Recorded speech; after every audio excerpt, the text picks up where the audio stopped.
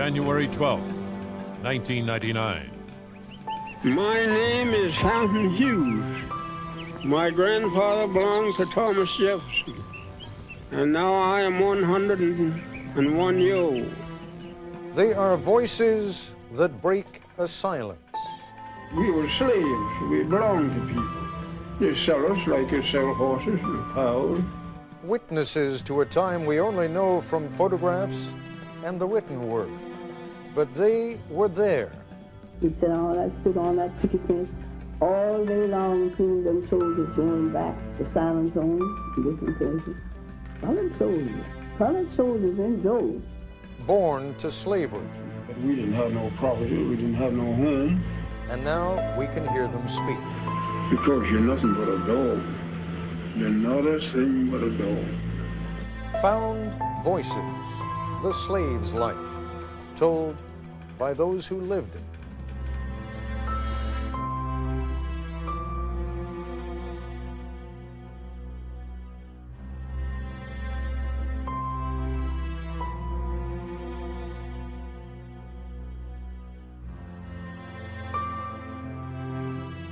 Well, brace yourselves for a minor miracle. For reasons I'll explain as we go along, we have the voices and the memories and a few black and white photographs to go along of some men and women who were born, some of them 150 years ago. And what makes these recollections all the more remarkable is that these men and women had been bought and sold like so much livestock. Tell you the truth, when I think of it today, I don't know how I'm living. I remember that just as well. Look like to me, I can. Been slaves all our lives. My mother was a slave, sister was a slave, father was a slave. They know enough about reading and writing. All that I know, they teach you to mind your master and your mistress. Mom and them didn't know where to go. You see, after she would go, just like you turned something out, you know. Didn't know where to go. They are haunting voices from the past, not actors reading a script or scholars reading a text, but the actual voices of men and women, Americans, who were born in slavery. My name is Fountain Hughes. I was born in Charlottesville, Virginia. My grandfather belonged to Thomas Jefferson. My grandfather was 115 years old when he died. And now I am 101 years old. Incredible as it seems, we are listening to the voices of ex-slaves telling of their lives in bondage. Men like Fountain Hughes on the living conditions of slaves in Virginia in the 1860s when he was a teenager.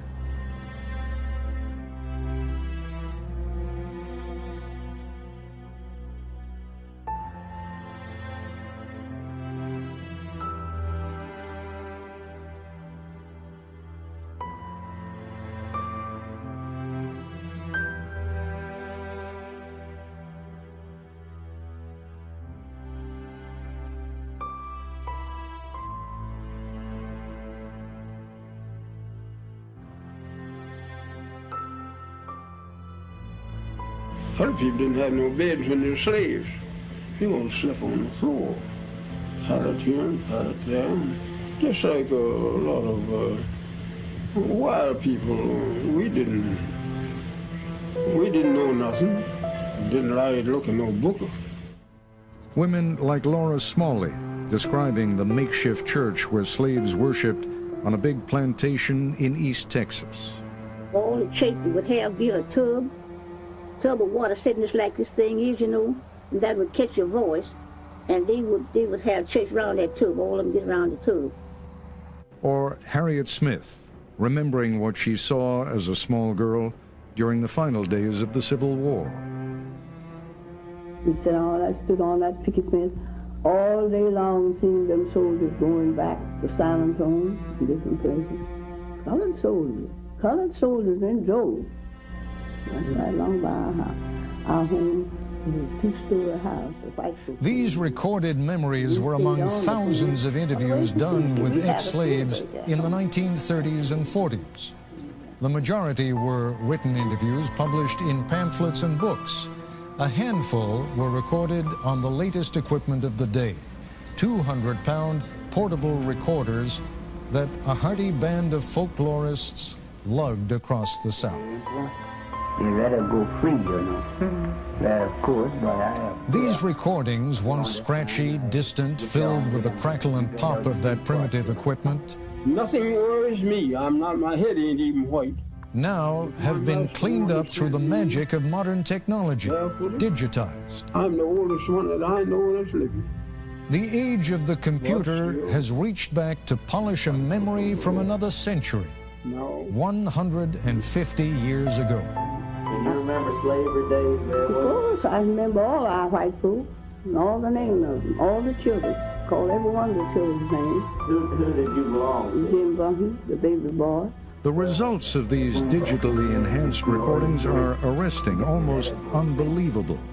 The idea of hearing the voices of actual slaves from the plantations of the Old South is as powerful, as startling really, as if you could hear Abraham Lincoln or Robert E. Lee speak.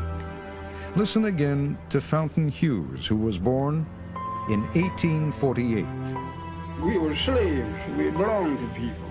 They sell us like they sell horses and cows and hogs and all like that. Have an auction bench, and they put you up on the bench and bid on you, the same as you're bidding on cattle, you know.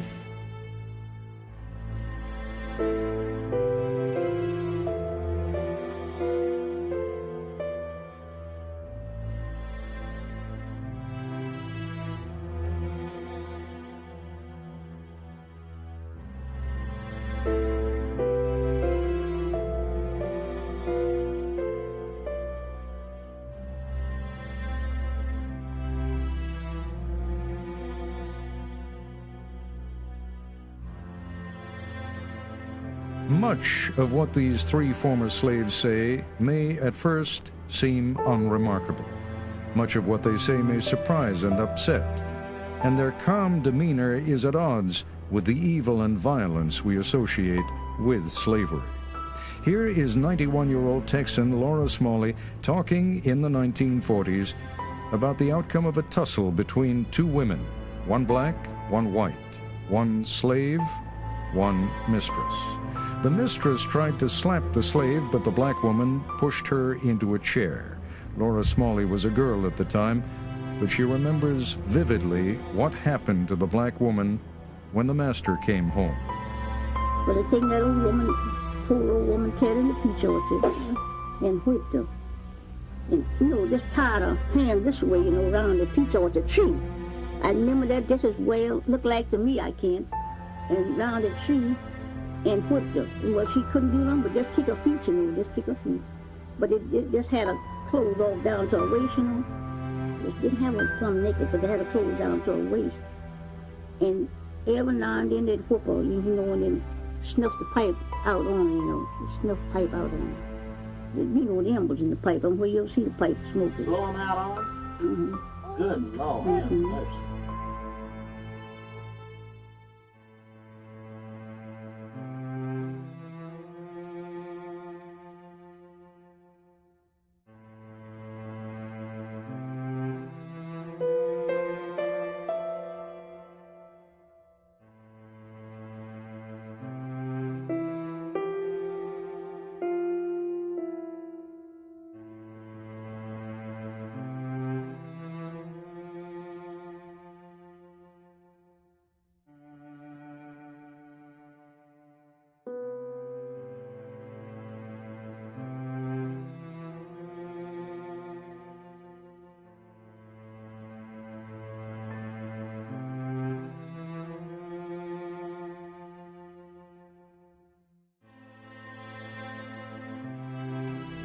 What is remarkable in the taped recollections of these ex-slaves is the lack of anger.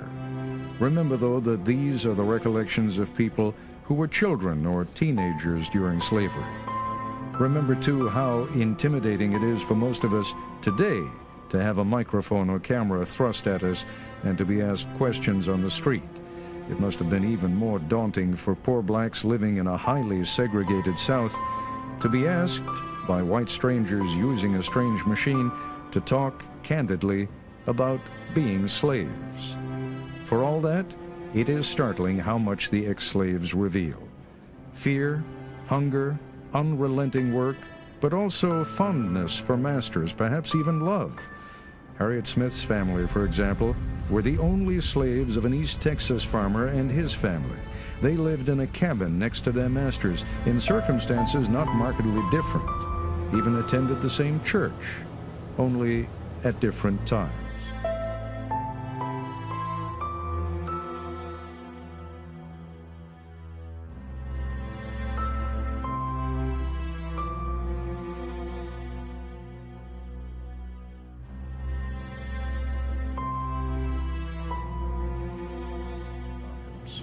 I went to Mountain City to the white folks church many times. See, the white folks would have church in the morning, then they'd let the colored people have church at their church in the evening. During slavery. During slave time. Yeah. Laura Smalley lived in the same area of Texas as Harriet Smith, near the Brazos River, one of more than 100 slaves on a big cotton plantation. Religion offered no consolation to the slaves here because the master forbade them the practice of religion, and there was hell to pay if the master caught them at prayer. They don't have no church. No, they never have no church. And the old master come along with one of them. One of them was there having church around the tub, and he's down praying. The old master come in, he just a praying. He come in, he did, and told him to get up from there. He didn't get up, he just a praying. He said, the old master come in, so put me. He quit praying and then asked the Lord have mercy on the old master. The old master was with him with a bullet. He told her, have mercy on the old master. And said, old master, what them in the temple wouldn't get up, just flinch, It's like the person, when a person hits you, with flinch. He just prayed for old master. The old master stepped back and said, I'm ready mind to kick you naked. I'm ready mind to kick you naked. Nigga never stopped praying, he had to go on leaving praying. He go on leaving praying. Because he wouldn't stop.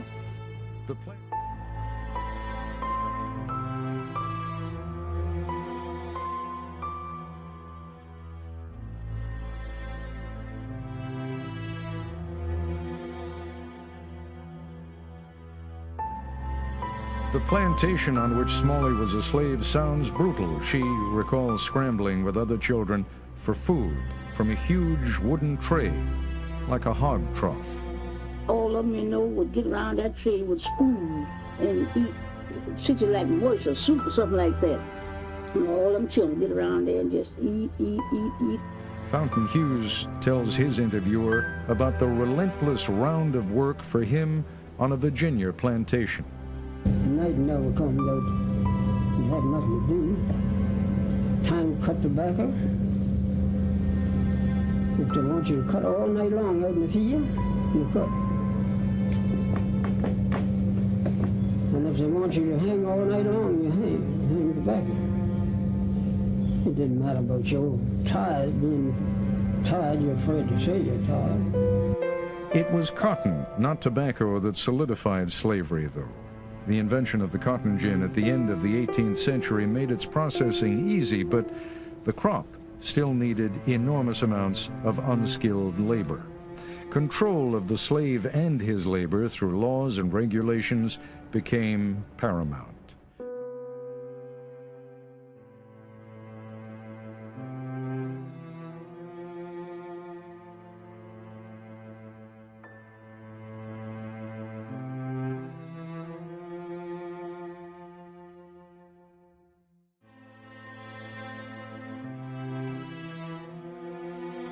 Fountain Hughes talks about one of those controls, the pass system.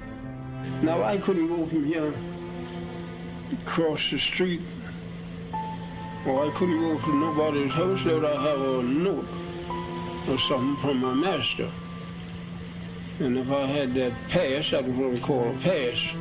If I had that pass, I could go wherever he sent me, and I'd have to be back. When whoever he sent me to, they'd give me another pass, and I'd bring that back, so it's to show how long. Even emancipation didn't truly free the slaves. Freedom freed slaves for more travail. The end of the Civil War found many cast adrift without skills and no place to go. And the Yankees who freed them weren't always seen as benevolent liberators. I remember when the Yankees came along and took all the good horses and took all the, sold all the meat and flour and sugar and stuff out in the river and let it go down the river.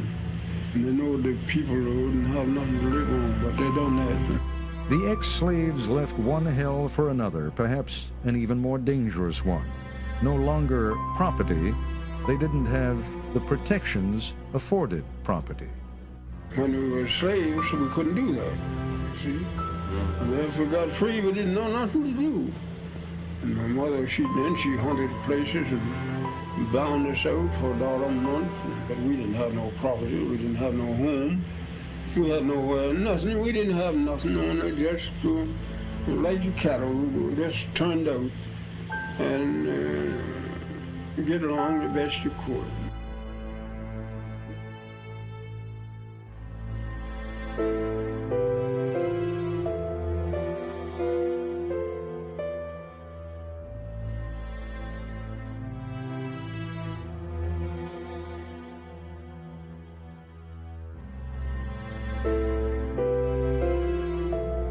In Texas, the slaves weren't told they were free until 2 months after the war ended. Smalley remembers that her masters gave the slaves a dinner, and then they were free. I don't hide the other side of the folks, freedom. We didn't know. They just thought, we're just feeding us, Some of them didn't know where to go. You see, after freedom broke, just like we turned something out, Didn't know where to go. But that's where they stayed. Didn't know where to go. Turn us out just like, you turn out cattle. In the narratives, the slaves used an interesting phrase for the end of slavery. They say, when the break came. Good times, easy times were not at hand. The trials for millions of black Americans didn't end in 1865. They continued. Laura Smalley and her family became sharecroppers. Harriet Smith's first husband was killed by whites during the Reconstruction, probably because of his political organizing. Fountain Hughes went north to Baltimore and worked at numerous jobs, including hauling manure. Not an enviable job, but it was the job of a free man.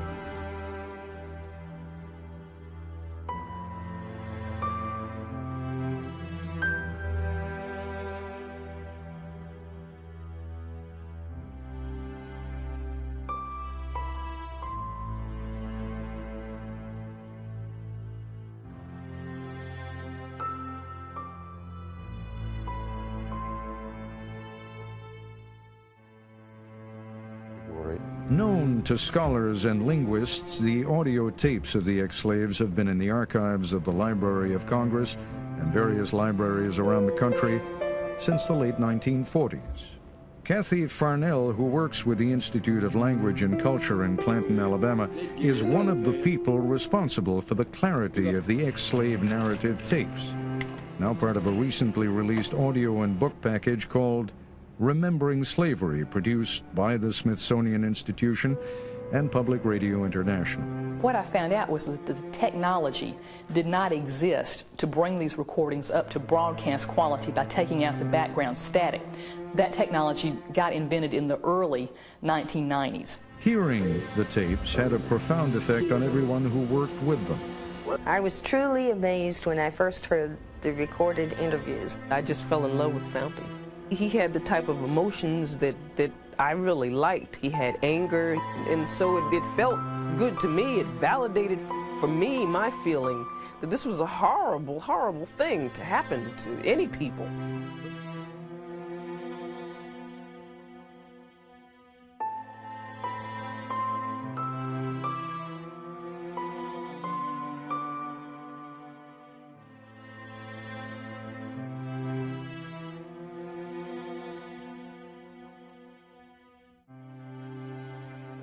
But John Henry Falk may have experienced the most profound effect. He was a graduate student when he interviewed the former slaves, including the two women you hear in this broadcast. Himself interviewed just before he died in 1979, Falk was going on about how he believed in giving blacks the right to go to school, giving them the right to vote, giving them the right to go into anything they qualified for. And then he said he experienced an epiphany. Yeah, sitting out on a wagon tongue with this old black man, and was telling him what a different kind of white man I was. I remember him looking at me very sadly and kind of sweetly and condescending and said, "You know, you still got the disease, honey. I know you think you're cured, but you're not cured.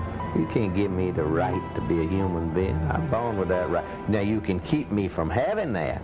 If you've got all the policemen and all the jobs on your side, you can deprive me of it.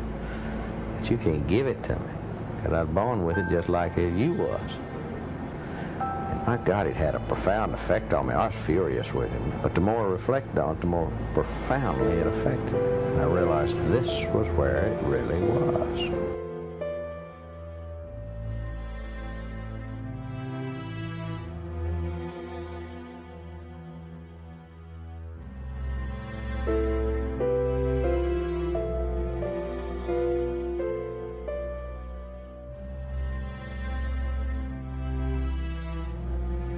But the final word belongs to Fountain Hughes. When asked by his interviewer which he would rather be, free or slave, he answered with intensity. Which I'd rather be. You know what I'd rather do? If I thought, had any idea, that I'd ever be a slave again, I'd take a gun and just end it all right away. Because you're nothing but a dog. You're not a thing but a dog.